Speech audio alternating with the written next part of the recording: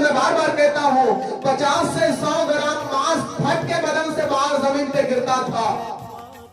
कोई कोड़ा मात्र नहीं था मेरे खुदा के लोग, उस कोड़े में कीले था, उस कोड़े में कांच के टुकड़े थे, उस कोड़े में जो जानवर होते हैं गधे का जबड़े का कुछ हड्डी उसमें था, मजबूत मजबूत।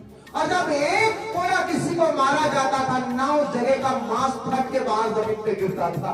उस कोड़े में लिपट कर मांस आता था, वो मांस लगभग 50 से 100 ग्राम था। और इतना उसके बदन पे 39 कोड़ा मारा गया, क्योंकि यहूदी रीति के अनुसार 39 से ज्यादा कोड़ा किसी को नहीं मार सकते। उसे 39 कोड़ा मारा गया। कोड़े ही का लगभग 351 जख्म उसके शरीर के ऊपर था। 351 जख्म। सोचिए, एक छोटा सा कांटा हमारे बदन पे चुभता है ना हाथ और पैर में, हम चिल्ला उठते हैं मेरे खुदा के लोगों, लेकिन उसके बदन पे 351 जख्म केवल कोड़े के थे।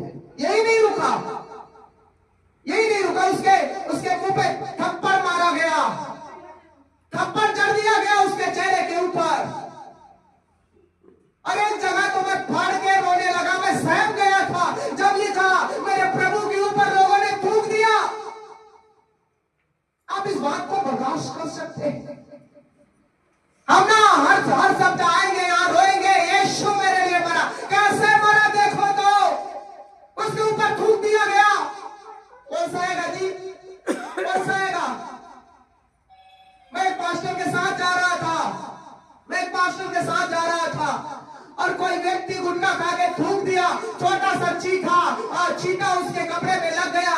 उसने ओवरटेक किया, उसके सामने गाड़ी रोका और ए देकर के उससे बातें करने लगा। और हम कहते हैं मसीह है। एक पास्टर उससे ए देकर के बातें करने लगा, मैं सुन रहा था। लेकिन यीशु के ऊपर जानबूझकर थूक दिया गया, उसके मुंह पे, उसके चेहरों पे थप्पड़ जड़ दिया गया, सरकंडे डंडे उसके सर पे मारे गए थे।